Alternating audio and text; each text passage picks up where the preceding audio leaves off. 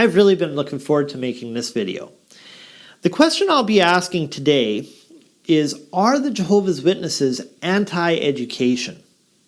There's been a lot of talk on this, and believe me, there are many issues with what the Jehovah's Witnesses teach regarding higher education in particular.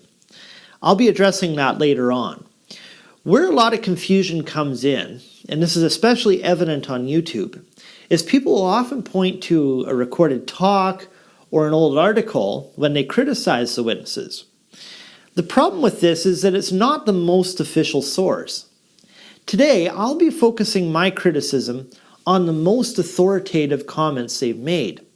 These statements come directly from their website in the About Us page, so no one can squirrel out of it by saying, oh, that was a public talk which was tainted by the speaker's opinion, or that was said extemporaneously, or, oh, come on, that article was written 30 years ago.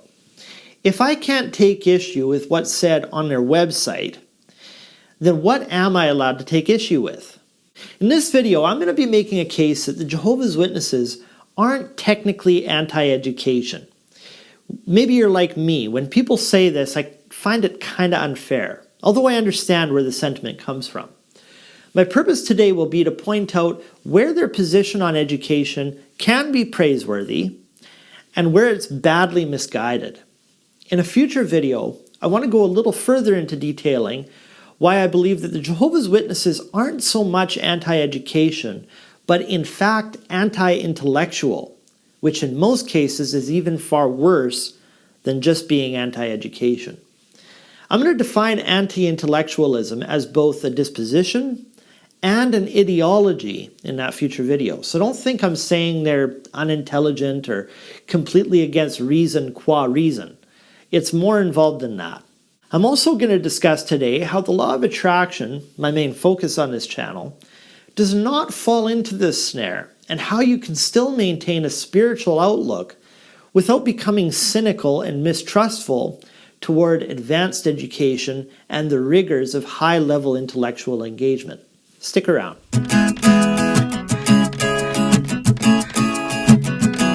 Hey good people, I'm Derek London. Thanks for checking out my channel. Around here we talk about everything law of attraction. We discuss a lot about the psychological, scientific, and rational basis for subscribing to this philosophy of mine. And in fact, if your reality could stand some change for the better, you have only to start there, with your mind. Hit that subscribe button and settle in, because your life will never be the same. Hey everyone, hope you're having a fantastic day. So to start off, are the Jehovah's Witnesses anti-education? We all know how they tend to deprecate higher education, and I'm going to get into that. But in the interest of fairness, let's examine their official position. On their website, jw.org, in the About Us, under Frequently Asked Questions, there's a prominent article entitled, How Do Jehovah's Witnesses View Education? Here are a few excerpts from that article. It says this: each witness uses his Bible-trained conscience to determine how to apply godly principles. Then there's a footnote which reads, witness youths still living at home abide by their parents' wishes in regard to education as long as these do not conflict with God's laws, citing Colossians 3 verse 20. So within the first paragraph, we've established two things. One, education is a conscience matter. Two, it's largely under the parents' jurisdiction. I'm not disagreeing that people may have been disfellowshipped for going to university, or how there are certain attitudes in congregations towards various levels of education. What matters is what the society says. And so far as their preachments are concerned, right off the bat, no, they're not really anti-education. I'm not defending them, I'm just trying to be fair here. Again, in the interest of fairness, they deserve some credit for another point. The article continues. We encourage and help our members to have a well-rounded education, including skills in reading, writing, and communicating. Then there's another footnote which reads, to that end, we have published more than 11 million copies of literacy aids, such as Apply Yourself to Reading and Writing. And we conduct free literacy classes around the world in 120 languages. Between 2003 and 2017, we taught some 70,000 people to read and write." End quote. Most of us ex-witnesses have very good reason to look this gift horse in the mouth. Yes, a driving force behind this activism has been to proselytize their message. Just as I've said before, how they fought for civil liberties to advance their own interests above all.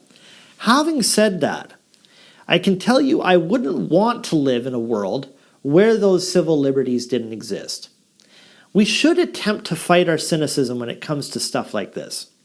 I personally have been a huge beneficiary of their educational programs, and they've been a contributor to universal literacy.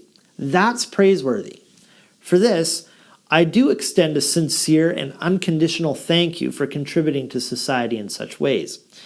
So they are hardly anti-education in this sense either. As will become clear throughout this article, they're mostly against higher or a typical university education, and I'm coming to that momentarily. I just want to read one more thing here. The article continues. "The Bible says the naive person believes every word, but the shrewd one ponders each step." Proverbs 14:15.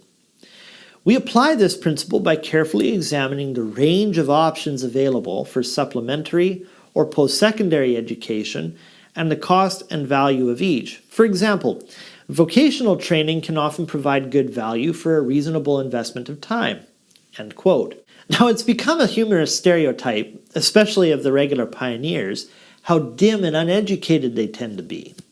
Generally, they're known for holding janitorial, administrative, or construction-type jobs. Who hasn't heard the old pioneer classics of the window washer, the carpet cleaner, or the seasonal stucco worker, who toils 4 months of the year to serve the remainder of it where the need is warmer?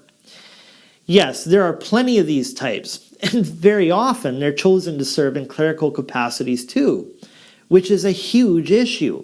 I mean, think about it. Witnesses often work together, right? And curricular-related disagreements erupt constantly. But you're strongly admonished not to take each other to court. So what happens? Well, most times you take it to a body of elders who are very often dreadfully uneducated, who know next to nothing about how a contract works, and even less about law in general. And they're expected to weigh in on very complicated proprietary matters. That's not a recipe for disaster at all, is it? It's a bloody joke, actually, and I can't ridicule them enough for it. So yes, we're familiar with stereotypes of this sort, and they come by it quite honestly. But again, in the interest of fairness, for every window cleaner I know who's a witness, I can also name about 2 other pharmaceutical or architectural technicians, or computer programmers, or mechanics, or pipe fitters, or plumbers, or electricians, or registered nurses, or building inspectors. The Jehovah's Witnesses are hardly uneducated. I share the ex-witnesses community's contempt toward what the witnesses teach regarding advanced secular education, but I don't think it stands that they are strictly anti-education. Now here's where the society puts their foot in their mouths, and it's all in an attempt to not explicitly say they are against university education, but the implication is obvious.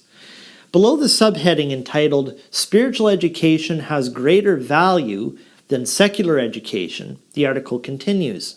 Unlike secular education, Bible-based spiritual education provides the life-saving knowledge of God, John 17:3. It also teaches moral values, quoting Proverbs 2 verse 9. The Apostle Paul received what could be likened to a modern university education, yet he acknowledged the excelling value of the knowledge of Christ Jesus. Likewise, today, many of Jehovah's Witnesses have received advanced secular education, yet they believe that their spiritual education has greater value. Then there's a footnote where things get incredibly embarrassing for them. It says, "See the jw.org section, Viewpoints on the Origin of Life." Well, that switched gears quickly, didn't it? I think you see where they're going with this, don't you? So I followed them down that little rabbit hole, and it lists about 18 videos and articles on various highly educated specialists, ranging from a brain pathologist to an embryologist to a research mathematician, to a biochemist, et al., either promoting intelligent design or refuting evolution as a theory for the origin of life. This is intellectually lazy on so many levels. I could hardly believe it. The first part that's ridiculous about it is its vagueness. They won't just come out and say it. They won't say, don't go to university, because it'll force you to take a far more nuanced and less literal position on the Genesis account. No, they cowardly hide this message by saying that a spiritual education is more valuable than a secular one. Don't you sense the many embarrassing contradictions in logic here? They make a distinction between spiritual education and secular education. Education is the act or process of imparting or acquiring general knowledge, developing powers of reasoning and judgment, and generally of preparing oneself or others intellectually for mature life. So says dictionary.com.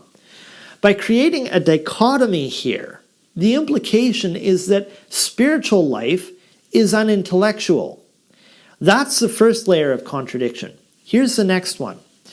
By attacking evolution as a theory of everything, by deference to highly educated practitioners in their various fields of specialization that could not have been earned without a university degree, or several, how does this in any way suggest you shouldn't go to school? Doesn't it rather prove that their education worked? Doesn't it show that studying creation sings the glory of God, as the Psalms put it? I don't know who they got up there as the head of the writing department, but this is so silly in my mind, especially considering that I know many well-informed witnesses who are abreast on the evolutionary literature and apologetics and biomimetics and logic and arithmetic and science, yet they see no implicit contradiction between what the witnesses preach and those various fields. I disagree with those witnesses, of course, but I tell you, I at least have an infinite amount of respect for them being informed. By creating this dichotomy between spiritual education and secular education, it's an admission that their teachings are not sustainable if you're properly educated.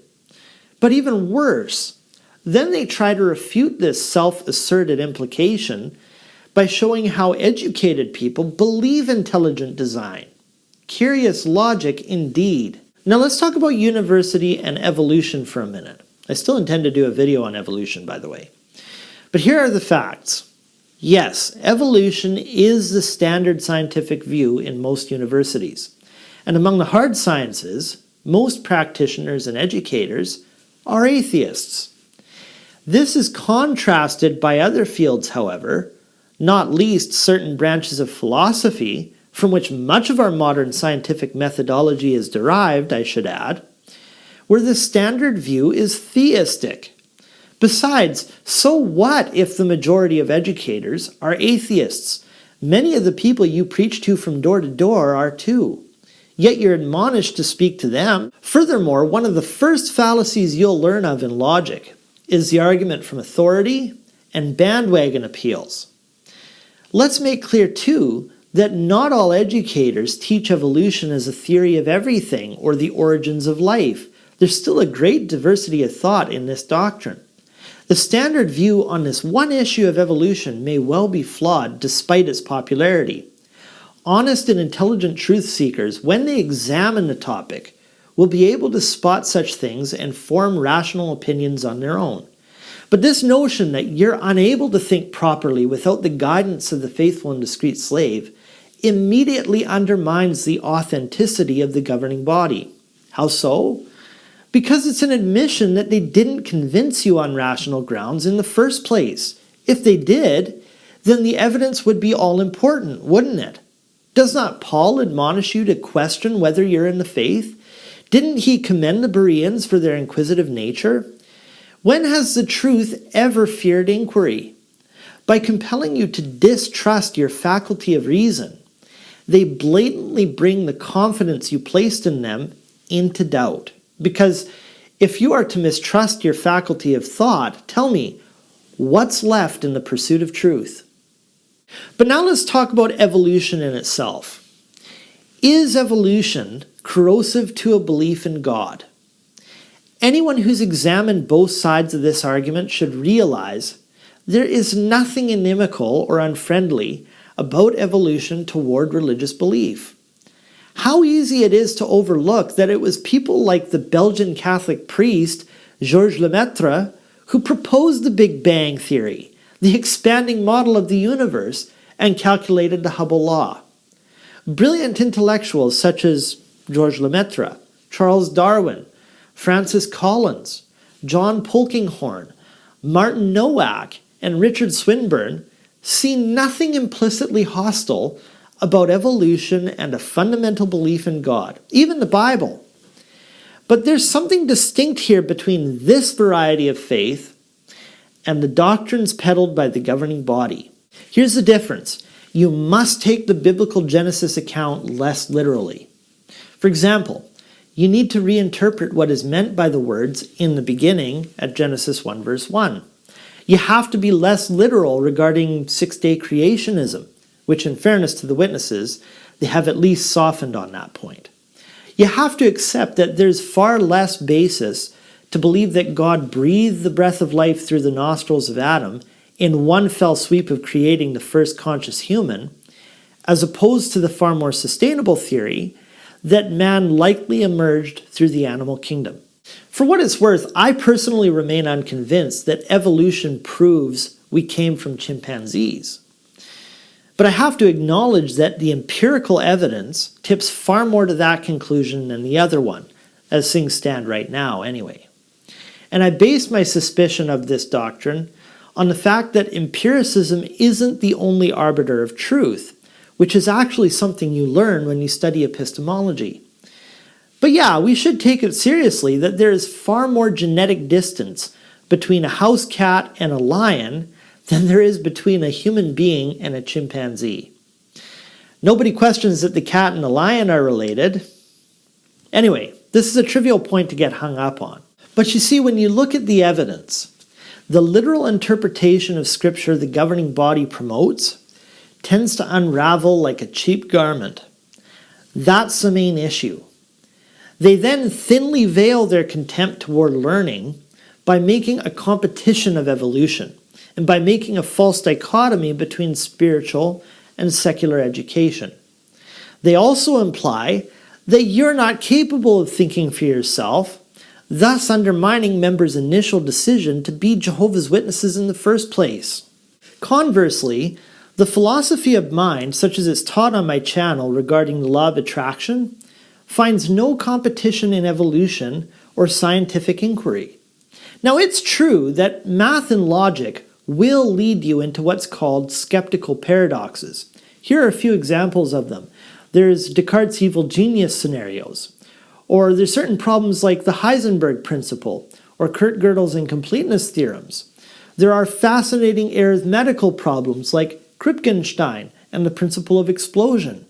There are ethical paradoxes such as the trolley and ticking time bomb scenarios, or philosophical conundrums like subjectivism, neo-Darwinism, and deconstructive postmodernism, most of which I've explained in previous works.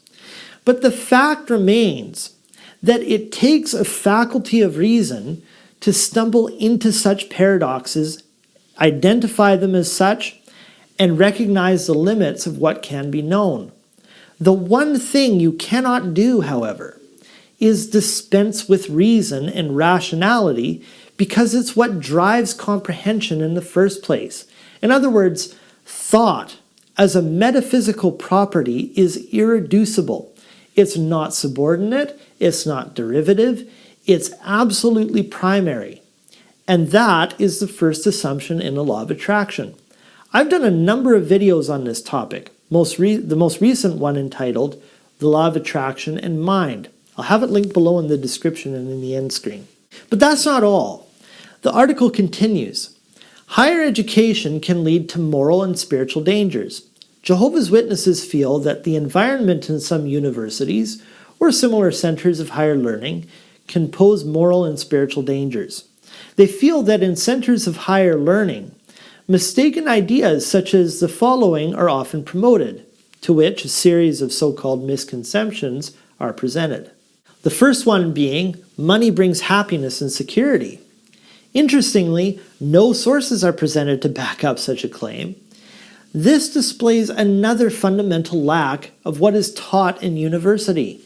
Anyone who's abreast on the literature in psychology, sociology, the arts, anthropology, strategy, conflict and cooperation in economics, literature, environment and sustainability, population and culture, history, and virtually all the humanities are, if anything, anti-capital or pro-social capital. I've found that the universities are far more driven by idealism than materialism. Not long ago, I was chatting with one of the professors of law here from the University of Victoria, a brilliant woman named Manisha Dekka. Guess what her specialization is? I'm going to list them for you.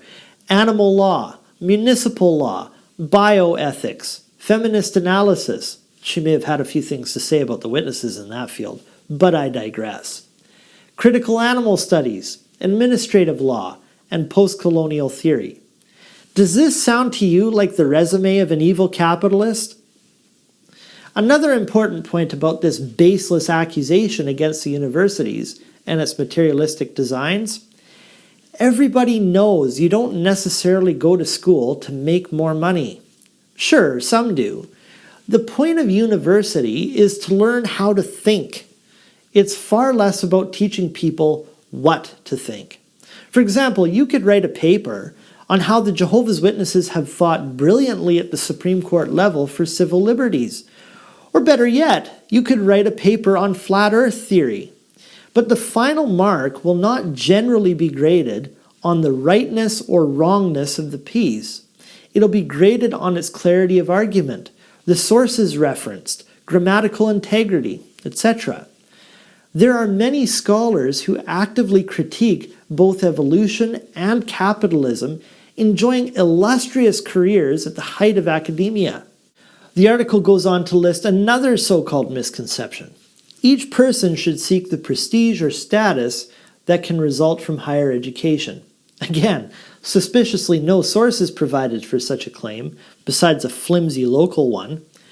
Now, there may be some truth to this, but is not your value as a Jehovah's Witness almost entirely contingent on your social status in the congregation? Again, very weak argument. Next misconception. Each person should set his own standards of right and wrong. Again, no. In philosophy, I've seen no honesty that rivals that which exists among the moralists. Perhaps no other institution takes ethics as seriously, fairly, honestly, intelligently, and humanely than the universities. I was pleased to see them actually quote an outside source for this one, which said, "Peer pressure in university leads many students to make decisions contrary to their established knowledge of right and wrong." It continues, "In the university environment, practices that God condemns, such as drunkenness, drug abuse, and sex outside marriage, are often common and even encouraged." End quote. In fairness, such practices are quite common among the witnesses too, you know. There's a revealing statistic worth researching which details the level of prescription drug abuse that exists among them. From personal experience, I've seen countless elders, ministerial servants, and pioneers exposed for participating in all the aforementioned behaviors. I've seen those credibly accused of pedophilia continue to serve in positions of trust. I'm sorry, the witnesses hardly own the monopoly on morality. And just as the witnesses will say that such behaviors are against the policies and doctrines, so too, many educators vigorously discuss such matters in philosophy and psychology.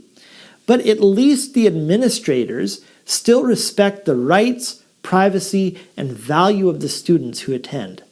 Another misconception: higher education is the best way to improve the world. Not so. When have you ever heard a university make such a claim without being censured by the public? Again, no sources for such a flaky accusation is offered. If you know anything about academia, you know that educators and researchers are in constant liaison with the outside world. Charities, non-profits, non-governmental organizations, civil rights activists, private businesses, corporations, federative bodies, and so on, to take their marching orders and update their curricula. In fact, that legal professor I mentioned earlier, Manisha Dekka, expressed to me that she is in daily contact with local farms, learning from and cooperating with them in developing more humane methods of animal husbandry and sustainable agriculture. You know, the governing body is first to be the sacrificial lamb when even a whisper of criticism is breathed in their direction. But what are we to make of this completely fallacious hit job on an incredibly noble social institution? In my opinion, the university has done far more good than bad. And that's taking into account the student debt crisis in the United States. I don't think it's accurate to say the Jehovah's Witnesses are strictly anti-education. I want to be fair on that point. But in a future video, I'm going to explain why I think the Jehovah's Witnesses are actually anti-intellectual. Don't misunderstand me. I'm speaking in the Wikipedia sense of that term. I'm not saying all witnesses are stupid or against reason. I'm making a different claim. That'll be coming up in another video, hopefully very soon. Tell me what you think of all that below in the comments. Let me know if there's anything I can expand on in its follow-up video. Thanks as always for watching. This is Derek London. Until next time. Hey guys, did you like this video? You know what to do. And if something I mentioned today resonated with you, click one of them cards on this screen. I have lots of related content sure to interest you. Thanks as always for your views, and we'll see you next time.